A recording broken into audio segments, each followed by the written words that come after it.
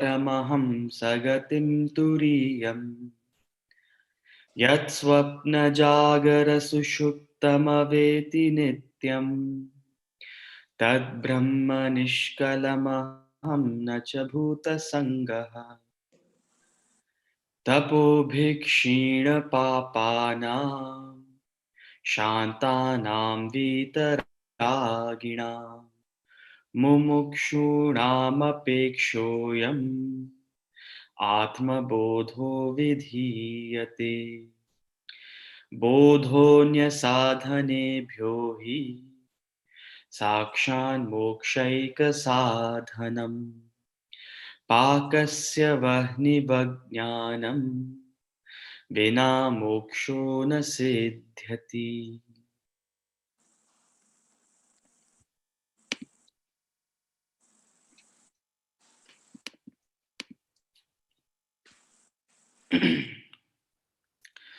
नानामतं महर्षीणां साधूनां योगिनां तथा दृष्ट्वा निर्वेदमापन्नः को न शाम्यति मानवः कृत्वा मूर्तपरिज्ञानम् चैतन्यस्य न किं गुरुः निर्वेदसमतायुक्त्याः यस्तारयति संसृतेः पश्य भूतविकारास्त्वं भूतमात्राण्यथार्थतः तत्क्षणाद्बन्धनिर्मुक्तः स्वरूपस्थो भविष्यसि। वासना एव संसार इति सर्वा विमुञ्चताः तत्यागो वासनात्यागाः स्थितिरध्य यथा तथा।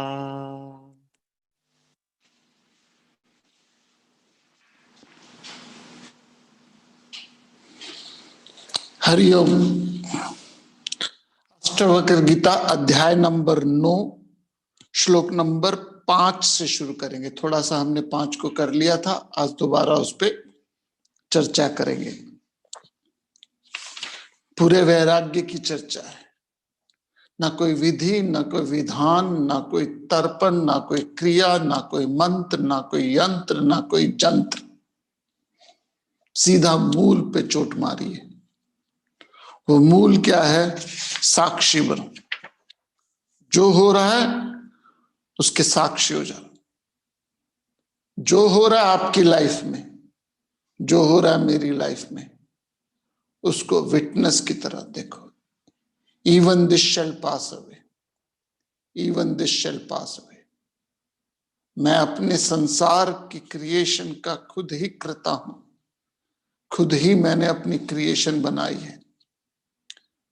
सो अलग अलग थिंकर्स ने अलग अलग शब्द यूज करें, लेकिन मकसद एक ही है। हर आदमी अपनी लिंगो यूज करता है। कोई कहता है इंजेक्शन लगाया, कोई कहता है इनॉकुलेशन करी। आम आदमी बोलता है तूने बच्चों को इंजेक्शन लगाया, डॉक्टर कहता है इनॉकुलेशन करी। दोनों बात एक ही कह रहे हैं, लेकिन किस लेवल से कह रहे हैं। तो भक्त प्रभु की कृपा कह देता है, भक्त भगवान की कृपा कह देता है, भक्त परमात्मा की कृपा कह देता है। जो भी शब्द यूज कर लो। बुद्ध उपेक्षा की बात करता है, इंडिफरेंस होने की। जो हो रहा है उससे इंडिफरेंस हो जाओ। योगी प्रसाद भाव की बात करता है।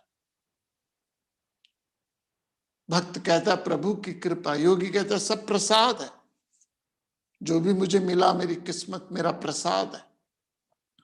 ज्ञानी कर्मों के फल कहता है। ज्ञानी कहता है जो मुझे मिला मेरे कर्मों के फल हैं। ध्यानी साक्षी भाव के कहता है। ध्यानी कहता है साक्षी हो जाओ। और भोगी सुखी दुखी होता है। भोगी, ये मेरे साथ ऐसा क्यों, why me my lord, why me my lord कहता है भोगी। भोगी प्रिटर्ब्ड हो जाता है, भोगी डिस्टर्ब्ड हो जाता है, भोगी कोलैप्स हो जाता है। योगी कर्म, योगी प्रसाद भाव देखता है, भक्त प्रभु भाव देखता है, बुद्ध उपेक्षा भाव देखता है, ज्ञानी कर्मों के फल भाव देखता है, और अष्टवक्र साक्षी भाव देखता है।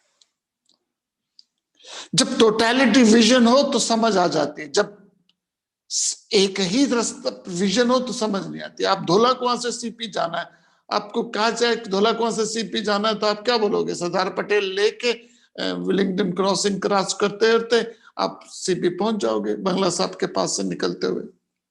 अब लाजपत नगर से सीपी जाना है तो कोई कहे अच्छा लाजपत नगर से ना तू धोला कुआं पहले आ, धोला कुआं से तू फिर सरदार पटेल मार्ग लेते हुए विलिंगडन क्रॉसिंग से निकलता हुआ बंगला साहब से। अरे लाजपत नगर से मैं क्यों धोला कुआं आऊं, क्योंकि मुझे तो यही रास्ता पता है जी। अच्छा विवेक विहार से धोला सीपी कैसे हो?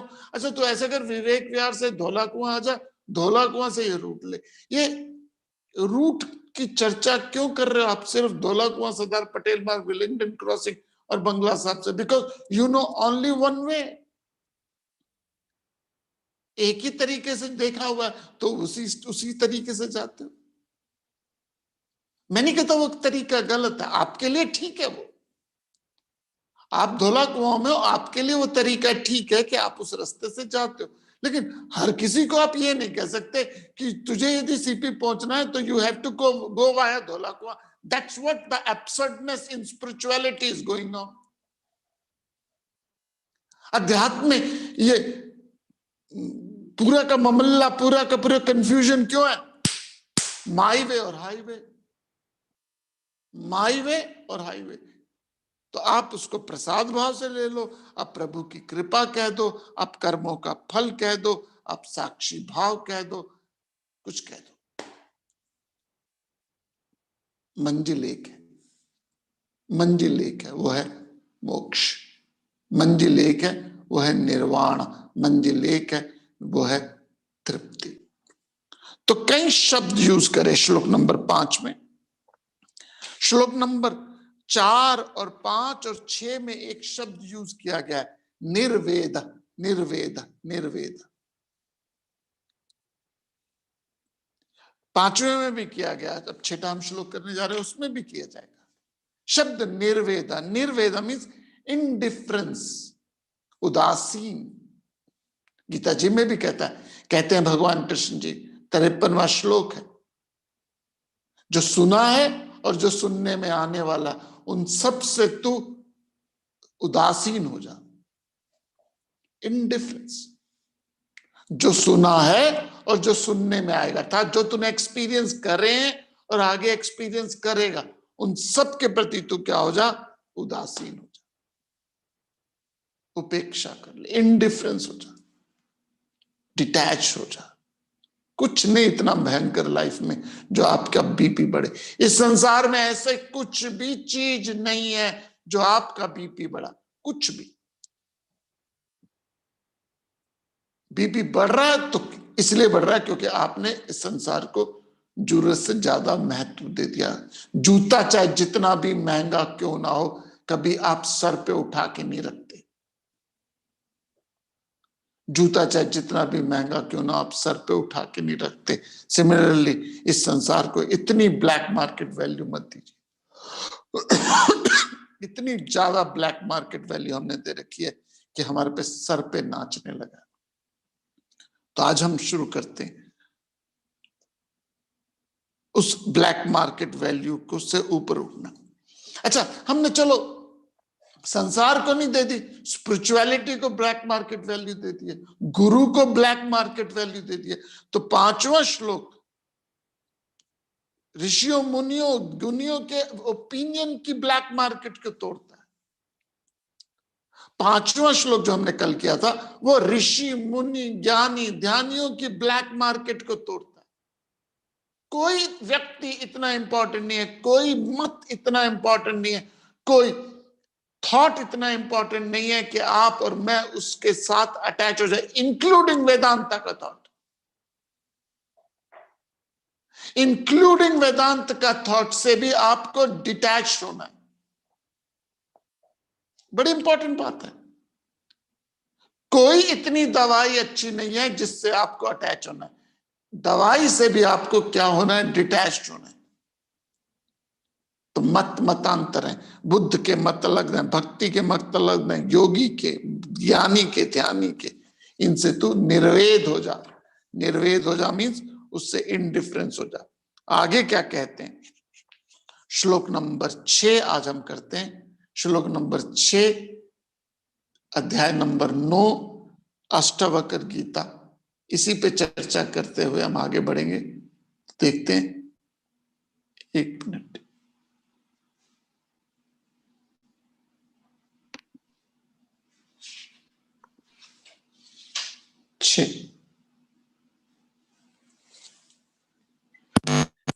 विद्वा मूर्तिपरिज्ञानम् चैतन्यस्य न किं गुरुः निर्वेदसमता युक्त्याः यस्तारयति संसृतेः कृत्वा मूर्तिपरिज्ञानम् चैतन्यस्य न किं गुरुः निर्वेदसमता युक्त्याः यस्तारयति संसृतेः।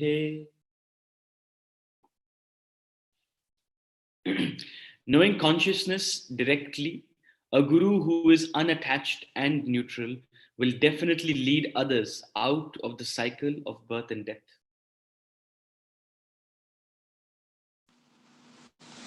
अष्टावक्र कहते हैं चैतन्य का साक्षात ज्ञान प्राप्त करके कौन वैराग्य और समता से, आई रिपीट, चैतन्य का साक्षात ज्ञान प्राप्त करके कौन वैराग्य और समता से युक्त कौन गुरु जन्म और मृत्यु के बंधन से तार नहीं देगा। तो कहते हैं उपेक्षा, समता, 3 शब्द यूज करेंगे इस श्लोक में। यदि श्लोक नंबर 6 में देखिए तो 3 शब्द यूज करें, उपेक्षा, समता और युक्ति। उपेक्षा, समता और युक्ति, indifference, equanimity and logical reasoning. 3 शब्द है। पहला उपेक्षा, इंडिफरेंस। तो गुरु के अंदर 3 चीजें होनी बताई गई है। यहां पे गुरु के 3 गुण बताए गए हैं, अलग अलग जगह बताए गए, लेकिन यहां पे 3 है। पहला वो इंडिफरेंट है, अटैच नहीं होता चेलों से, शिष्यों से अटैच नहीं होता। और बहुत भयंकर बीमारी है चेलों, गुरुओं को चेलों से अटैच होने की। दुनिया भर में जाके बताते हैं, oh he is my disciple, oh he is very close to me, oh he is just like my family. I'm not saying that's a fact, that's not a fact, but ढिंढोरे पीटने संसार में जाके, इसका मतलब गुरु डिटैच्ड नहीं है, attached है। उपेक्षा पहली चीज है, गुरु के अंदर उपेक्षा, इंडिफरेंस होती है, क्योंकि यदि खुद ही नहीं है तो दूसरों को क्या सिखाएगा। दूसरा समता भाव है, इक्वानिमिटी है। इक्वानिमिटी है, परेशान नहीं होता। फिकर में ये जग मरा फिकर है सबका पीर, फिकर में ये जग मरा फिकर है सबका पीर, फिकर को जो मार दे उसका नाम फकीर। फिकर करींदे बांवरे, फिकर करींदे बांवरे, जिकर करींदे साथ, उठ फरीदा जिकर कर तेरी फिक्र करेगा आप। आई रिपीट, फिकर में ये जग मरा फिकर है सबका पीर, फिकर को जो मार दे उसका नाम फकीर। फिकर करींदे बांवरे, जो बांवरे पागल है, फिकर करींदे बांवरे, जिकर करींदे साथ, जो साधु है वो जिक्र करते हैं। उठ फरीदा, फरीदास जी कहते हैं, उठ फरीदा जिक्र कर तेरी फिक्र करेगा आप। तो इंडिफरेंस है, इक्वानिमिटी है, समता है, and third one is logical है। लॉजिकल रीजनिंग है। शराब के नशे में, स्मैक के नशे में भी आदमी इंडिफरेंट है। नशे में धुत आदमी सम है, उसे किसी से भेदभाव नहीं रहता। नशे में धुत आदमी इंडिफरेंस है, लेकिन लॉजिकल नहीं है, युक्ति तर्क नहीं है। उसके तर्क के अंदर एक युक्ति नहीं है, एक एनालिटिकल पावर है उसके अंदर। उसको समस्याओं को समझाने सुलझाने की एक युक्ति है, और जहां युक्ति है वहीं मुक्ति है। एक नुक्ते विच गल मुक्ति है, बुल्ले शाह ने कहा। एक नुक्ते में युक्ति लगा दो, नुक्ता लगा दो। जैसे आप मैथमेटिक्स में बहुत कंफ्यूज हो रहे हो, किसी क्वेश्चन में बहुत कंफ्यूज हो रहे हो, और टीचर आके कहता है अच्छा पाई का फार्मूला लगा, एंड द मोमेंट उसने युक्ति दी, एक आइडिया दिया, सारी गुंझल क्या हो जाती है? शांत हो जाती है। तो यही शास्त्र गुरु क्या कहते हैं? तो गुरु गीता कहती है, शास्त्र है गुरु गीता, उसमें कहते हैं even to reject an incompetent and ignorant guru. 2 श्लोक इकट्ठे गुरु गीता में, गुरुओं की गीता वो। गुरु गीता कहते हैं even to reject an incompetent and an ignorant guru, he who knows no peace in himself, how can he being trying peace and bosom into other offers। अर्थात जो खुद शांत नहीं है वो दूसरों को क्या शांत कराएगा। इसलिए गुरु को कहा गया जो उपेक्षा, समता, युक्ति युक्त द्वारा चैतन्य सच्चे स्वरूप को जानकर संसार में अपने को तारता है, क्या वह गुरु नहीं है? ही इज द गुरु। गुरु मर्यादा में है, गुरु मां बाप से भी श्रेष्ठ है। Sorry but that's fact. मां बाप का स्वार्थ हो सकता है, गुरु का कोई स्वार्थ नहीं हो सकता। यदि स्वार्थ है तो वो गुरु नहीं है। इसलिए मैंने 3 गुण बोले। मैंने क्या बोले? शास्त्रों ने बोले इंडिफरेंट है, इक्वानिमिटी है, एंड युक्ति युक्त है। हमारे शास्त्रों में ना परंपरा का ध्यान बहुत दिया जाता है। हमारे शास्त्र परंपरा पे बड़े चलते हैं। 4 तरीके हैं ज्ञान देने के। एक है प्रत्यक्ष, एक है उपमा, एक है आगाम, एक है प्रत्यक्ष, उपमा, कंपैरिजन है, इन्फरेंस है। एक है डायरेक्ट परसेप्शन, कंपैरिजन है, इन्फरेंस है। चौथा है आगामी, ट्रेडिशंस। और परंपरा से चलता है ज्ञान। गुरु शिष्य परंपरा में गुरु को सर्वोपनिषदों की तरह से माना गया है। गुरु ब्रह्मा, गुरु विष्णु, गुरु देवो महेश्वरा। बिल्कुल सही बात है। गुरु का तिरस्कार करना, गुरु का निरादर करना बहुत भयंकर पाप माना गया है। लेकिन फिर भी बोला गया अल्टीमेटली आपको गुरु को छोड़ना है। गुरु को छोड़ना है। क्यों? क्योंकि गुरु बंधन में बांधे तो वो गुरु नहीं है। तो कौन है गुरु? कौन है? 3 गुण दिए, जिसमें उपेक्षा है, समता है, युक्ति है। ऐसा आदमी जिसमें इंडिफरेंस है, जिसमें इक्वानिमिटी है, एंड मोस्ट इंपॉर्टेंट है उसके अंदर युक्ति है, समझाने की कला है। उसके आगे क्या कहते हैं? श्लोक नंबर 7 देखते हैं। श्लोक नंबर 7, अध्याय नंबर 9।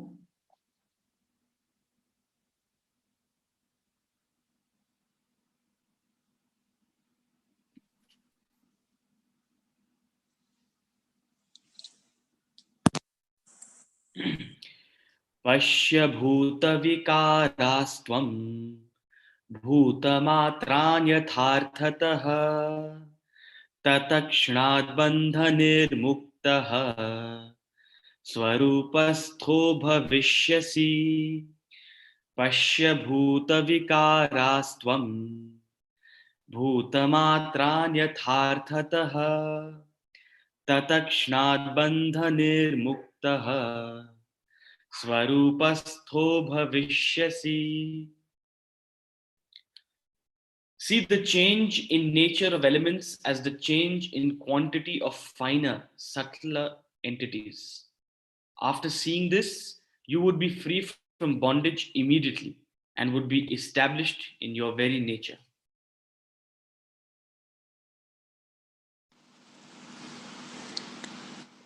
तत्वों के विकार को वास्तव में उसकी मात्रा, उनकी मात्रा में परिवर्तन के रूप को मैं देखूं, ऐसा देखते ही उसी क्षण तुम बंधन से मुक्त होकर अपने स्वरूप में स्थित हो जाओगे। तत्व का मतलब है पंच महाभूत तत्व। हर आदमी पंच महाभूतों से बना हुआ है और उनका proportion and permutation and combination है, कुछ नहीं है। संसार पंच महाभूतों का परमिटेशन एंड कॉम्बिनेशन है। जैसे साइंस कहती है सारी चीजें एटम से बनी है, इलेक्ट्रॉन, न्यूट्रॉन एंड प्रोटॉन का कॉम्बिनेशन है। वेदांत कहता है ये पूरी सृष्टि पंच महाभूतों के परमिटेशन कॉम्बिनेशन है। अग्नि, जल, पृथ्वी, वायु, आकाश। सो ये जो शरीर है इसमें भी पंच महाभूत है।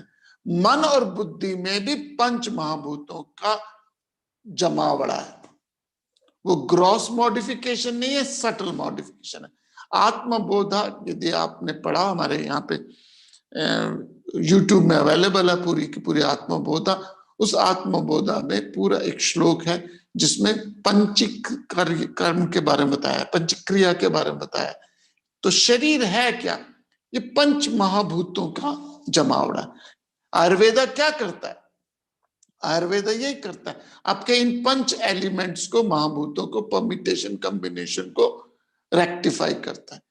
पानी भी क्या है? यदि आप पानी भी देखते हो उसके अंदर भी अग्नि है, उसके अंदर भी अर्थ है, उसके अंदर भी वायु है। सो हर एलिमेंट से बना।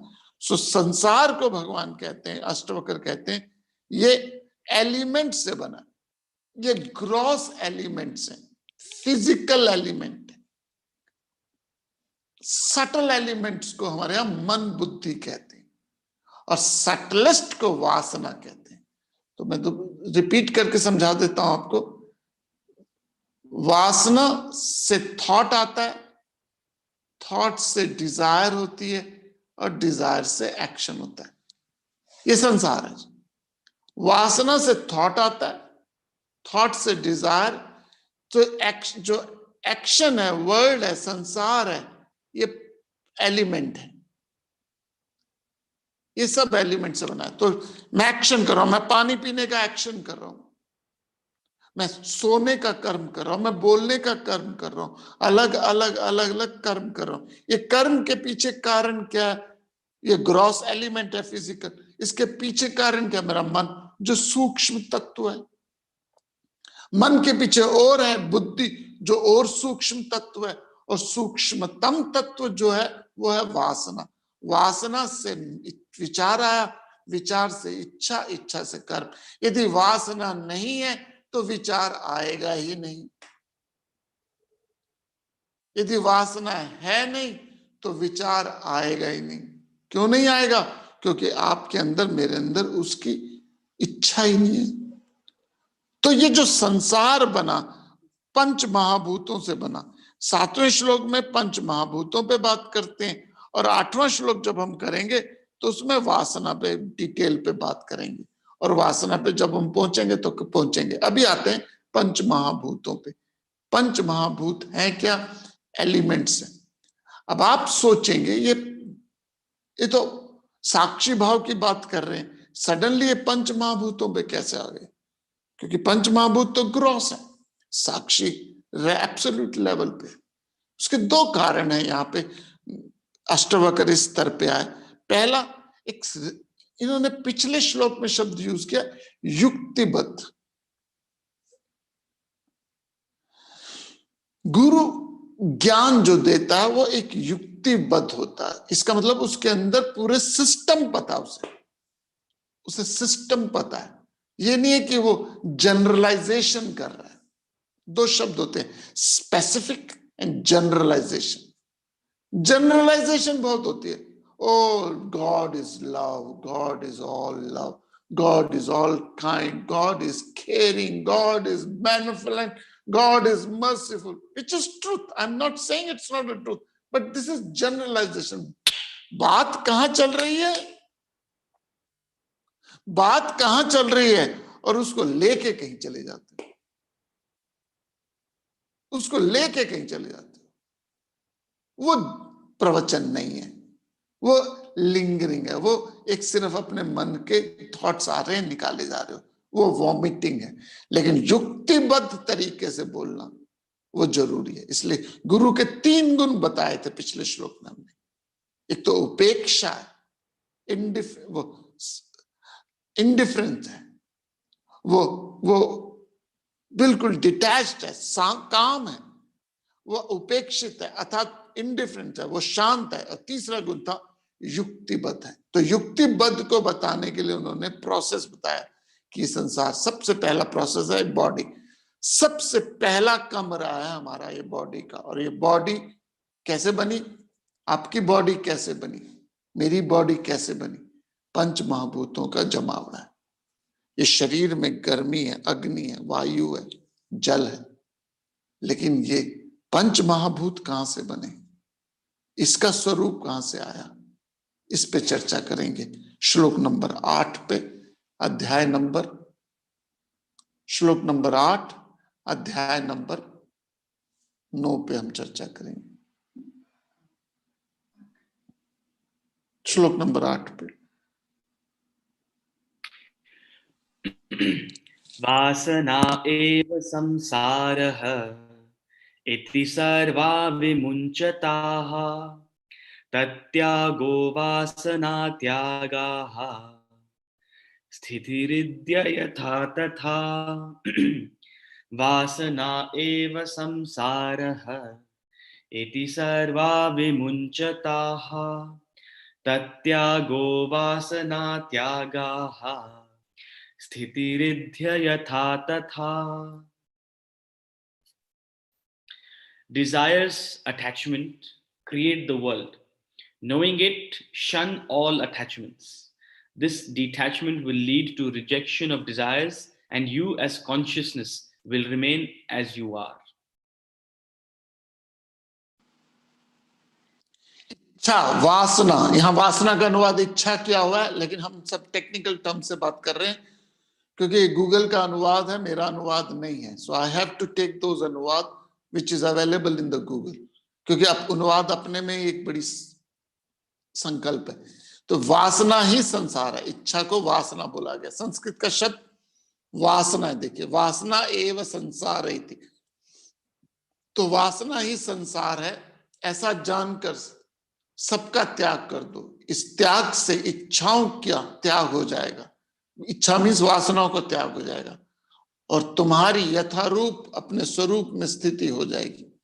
सो अष्टवक्र क्या कह रहे हैं, ये संसार है क्या, वासना। वासना जी को हमारे यहां ब्रह्मा जी भी बोलते, वासना को हमारे शास्त्रों में अपने प्रवृत्ति, नेचर, एप्टीट्यूड, अर्जेस भी बोलते। तो वासना ही संसार है। अब जहां वासना से मुक्त हुए उसके बाद अब दुनिया में कहीं जाओ, कोई बंधन नहीं है, वासना ही संसार है। इसलिए इन सब वासनाओं का त्याग करो, वासनाओं के त्याग से ही संसार का त्याग है। अब चाहे जैसे जहां जिस जगह रहो, नाउ दिस इज इंपॉर्टेंट। अब जैसे जहां जिस जगह रहो, it doesn't matter, the place and the situation, circumstances immaterial to.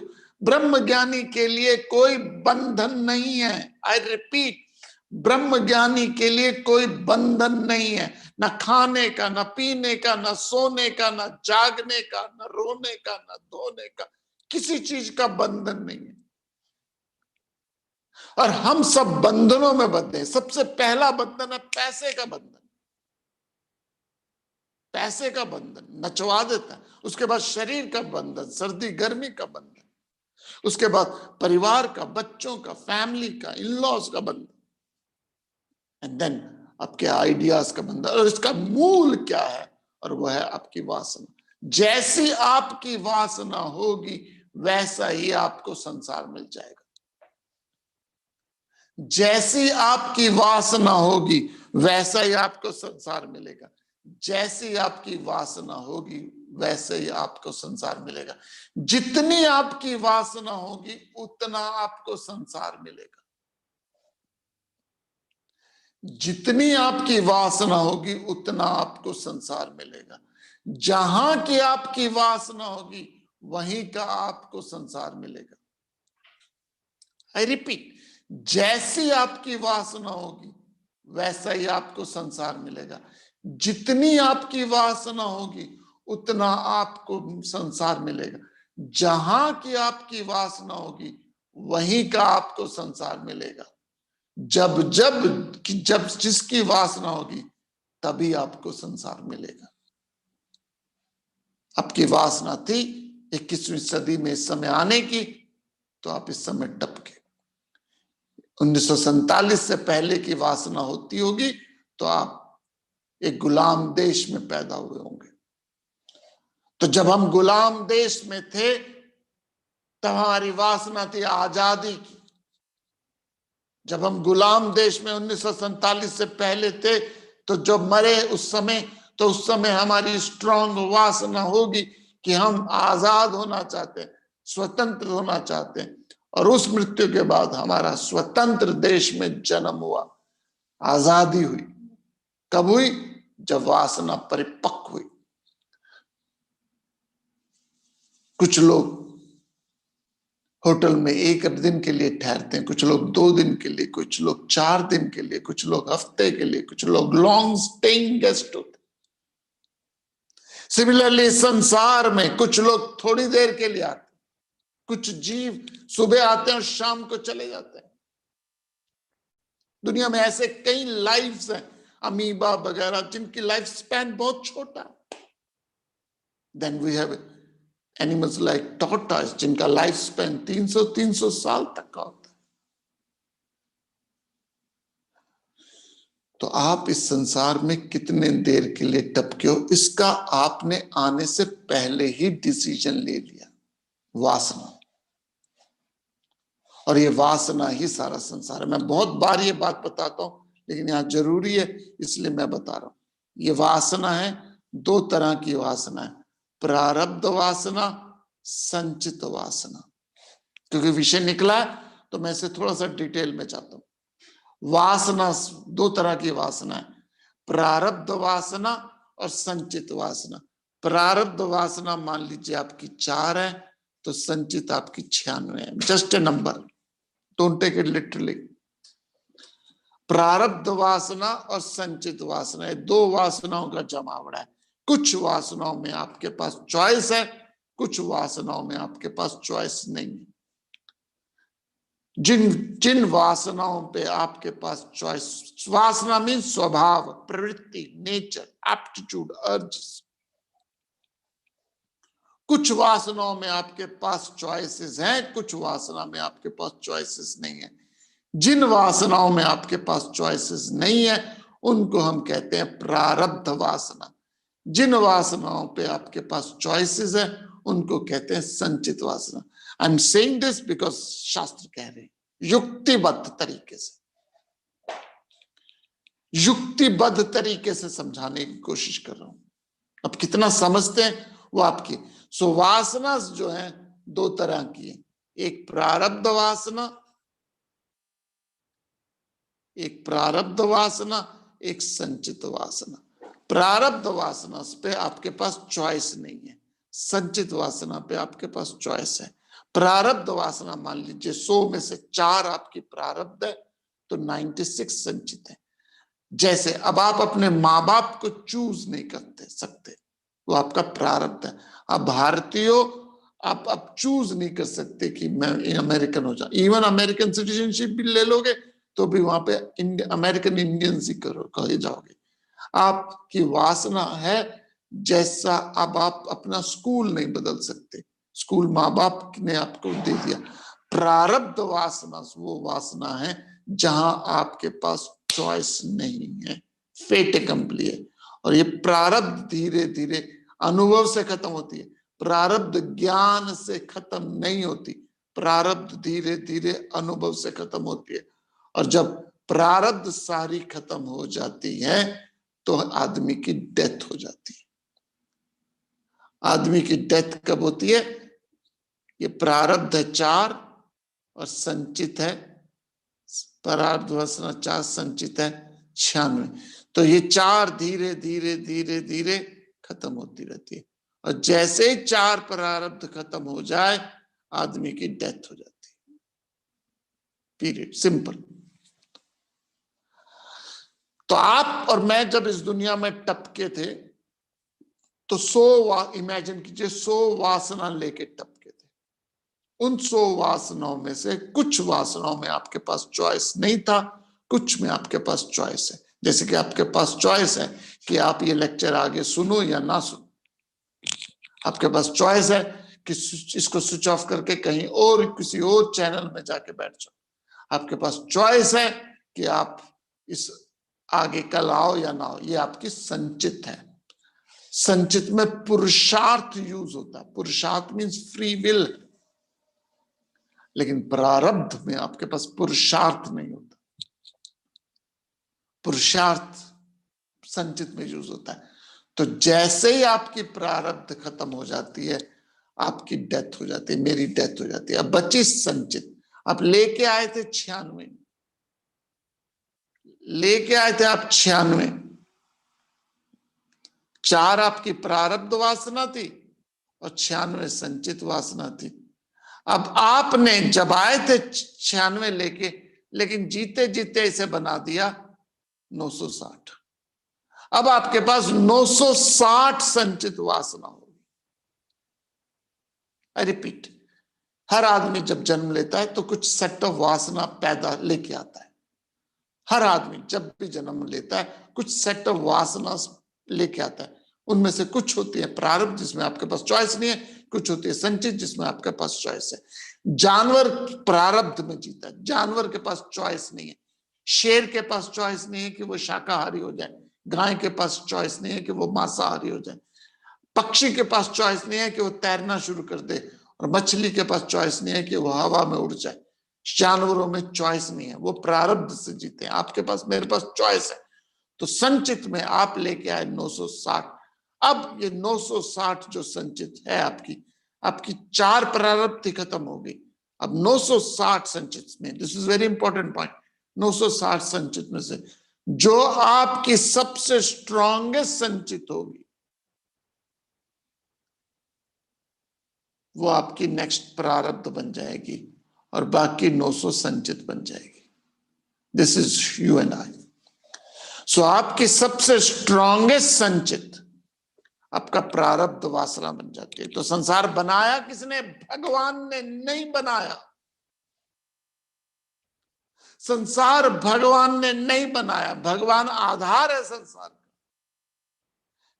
जेवर सोने ने नहीं बनाया, सोने के कारण जेवर है, लेकिन सोना कारण नहीं है जेवर का। जेवर का कारण आपकी इच्छा है। सोना निर्लेप है, उदासीन है। तो भगवान ने नहीं बनाया है संसार, भगवान की कृति नहीं है ये संसार, आपकी वासना की कृति है।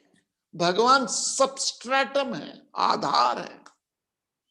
बिना कागज के कुछ नहीं लिखा जा सकता, बिना कागज के कुछ नहीं लिखा जा सकता। कागज है, इसके ऊपर कुछ नहीं लिखा जा सकता, इसके बिना कुछ नहीं लिखा जा सकता।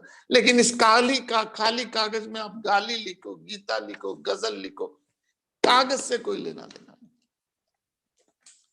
कागज का कोई लेना देना नहीं है इस पूरे प्रपंच से।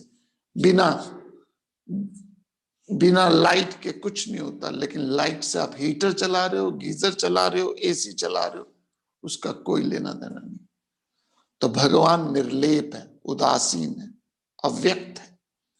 वासना 2 तरह की, प्रारब्ध वासना और संचित वासना।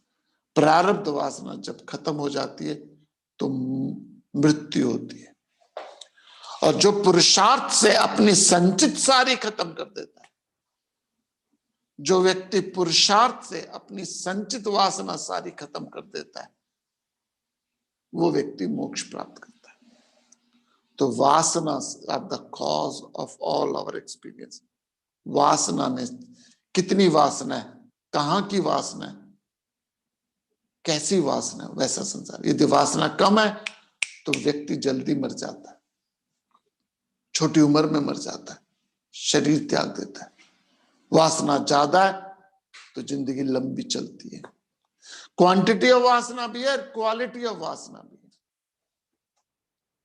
क्वांटिटी ऑफ वासना भी, क्वालिटी ऑफ वासना भी। रामतीर्थ, शंकराचार्य, जीसस क्राइस्ट, विवेकानंद, रमनम Vivekananda, Ramakrishna Param Vivekananda, Ramtirth, Jesus Christ, Swami Dayanand. Quantity of वासना कम थी, इसलिए छोटी उम्र में चले गए, 31 साल में शरीर छोड़ दिया। रामतीर्थ, शंकराचार्य, जीसस क्राइस्ट 31 में चले गए, 38 में विवेकानंद चले गए। क्वांटिटी ऑफ वासना कम थी, बट द क्वालिटी ऑफ वासना सॉलिड, सॉलिड। एक मारा, सॉलिड मारा, इतिहास बना के चले गए। और लोग 90-90 साल जी जाते हैं और मृत्यु होने के बाद पड़ोसियों को भी नहीं पता चलता कि वो चले गए। आई एम नॉट सेइंग कि नाम फेम है, वासना। तो प्रारब्ध आपकी जब खत्म होती है तो शरीर चाहता है। जब संचित सारी खत्म हो जाए पुरुषार्थ से, जब अपनी सारी संचित वासना को आप एग्जॉस्ट कर दो, तब मोक्ष प्राप्त होता है। फिर वो व्यक्ति आवागमन से, संसार के आने जाने से क्या हो जाता है, मुक्त हो जाता है। उस स्थिति को मोक्ष कहा गया, उस स्थिति को निर्वाणा कहा गया।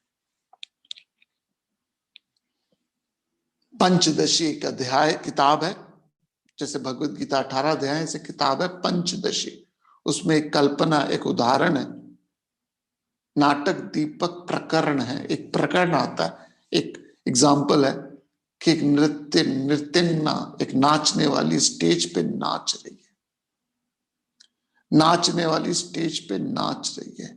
ऊपर एक लाइट है, एक स्टेज है जिसमें एक नृत्यांगना नाच रही है, तबले की धुन पे नाच रही है, एक तबला बज रहा है, तबले की धुन पे नाच रही है। और पर्दे के पीछे मैनेजर खड़ा होकर नचवा रहा है। नृत्यांगना नाच रही है, तबले की धुन पे नाच रही है, पर्दे के पीछे मैनेजर खड़ा हुआ से नचवा रहा है, और ऊपर लाइट है जिसके कारण उसका नाच दिख रहा है। और स्टेज के सामने सैकड़ों लोग बैठे हैं जो उसको नाच देख रहे हैं। और वो उस ऑडियंस को प्राप्त करने के लिए, खुश करने के लिए, नाचने वाली उस ऑडियंस को खुश करने के लिए तबले की धुन पे मैनेजर के कहने पर रोशनी के नीचे नाच रही है।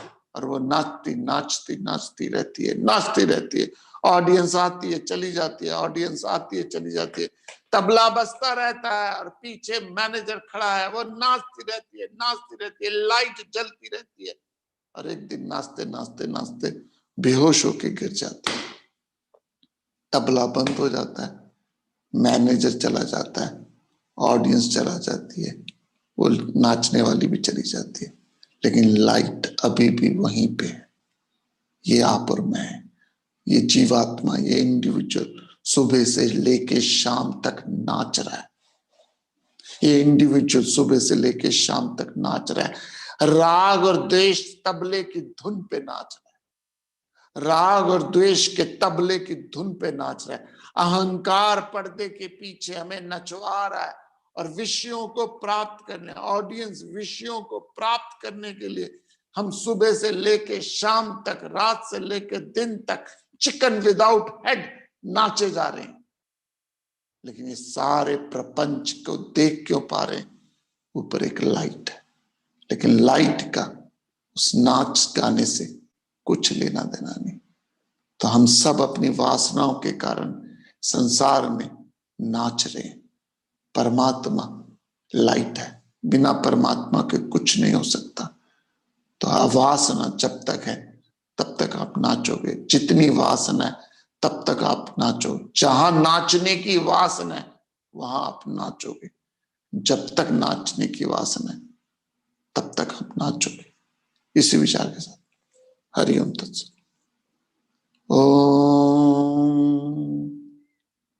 ओम पूर्णमद पूर्णमिदं पूर्णात् पूर्णमुदच्यते पूर्णस्य पूर्णमादाय पूर्णमेवावशिष्यते। ओम शांति शांति।